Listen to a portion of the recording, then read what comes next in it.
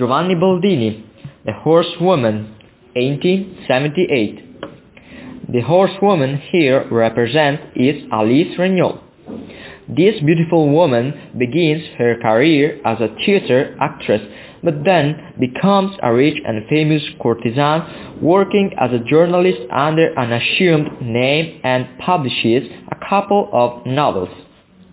This character, famous for many reasons, including a relationship with Dumas, was many times a model of Boldini. The artist loved to portray characters from high society in the Belle Epoque, which he always represents as beautiful and elegant. Boldini described with great precision women with fashionable clothing in any place they were, at the theater riding a horse with their white puppy. Boldini's technique nearly anticipates Futurism, with rapid brush strokes to imitate movement and his rapid drafting of color in spots of filaments, and reminds us of the Macchiaioli and the Impressionists.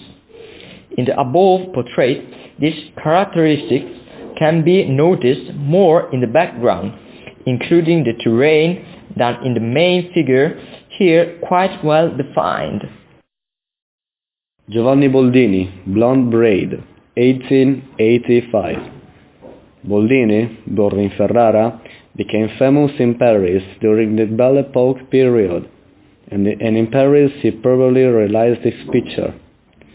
Women, always very beautiful and elegant, are usually portrayed by Boldini full length in order to emphasize the gait and fashionable and elaborate clothing. In this case, instead, we have only half-length portrait. The oval face of this unknown girl stands out both for the pale rose color and for the more defined picturesque quality, while the background, the flowers and dress, nearly fade and barely sketch transparent spots. The fawn colored braid, held by the hand with a black glow, together with the fan, accentuates the contour of the face, slick, bold, gazing toward the onlooker. The woman is young, but very beautiful, and self-confident, probably belonging to the world of the well-to-do upper class to the middle class, where Boldini lived, worked, and loved. Giuseppe De Nittis, Place des Pyramides, 1876. De Nittis is an Apulian painter who was expelled from the Accademia di Belle Arti of Naples during the second year. Giuseppe has an independent character and found it difficult to comply with the academic rules. He was similar to the style of Macchiaioli, painters and paints in the portici, in the open like the Impressionist painters, that he personally knows. One of his most important exhibitions is held exactly with them in the study of Nadar in 1874, and is universally considered the first Impressionist exhibition. This picture of Place des Pyramides is only one of the many versions executed on the same subject in different times. The square is in the center of Paris, and the name refers to the Egypt campaign fought by Napoleon. In these pictures, De Nittis shows us building under construction, tall and modern, near the statue of Joan of Arc, exposed only 2 years before this work. A city full of excitement, with persons quickly passing by while an orange vendor, with a sharp stroke of color, lights up this grave civic environment. Giuseppe De Nittis, On the Slopes of Vesuvius, 1871. De Nittis is an Apulian painter who finds success in France and exhibits his paintings at the first Impressionist exhibition in the study of Nadar.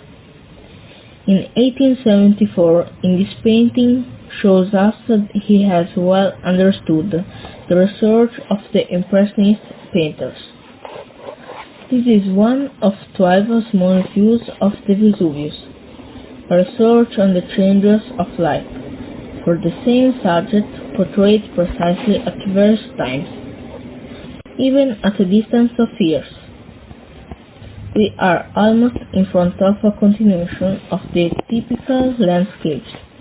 Of the landscapes painting of the 18th century, with an added Japanese nice touch from Okuse, who made unbelievable series of a Mount Fuji, but revisited in an Impressionist scheme.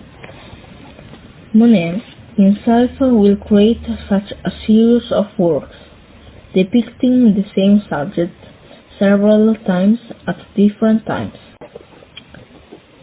The light is everything. The light changes the colors.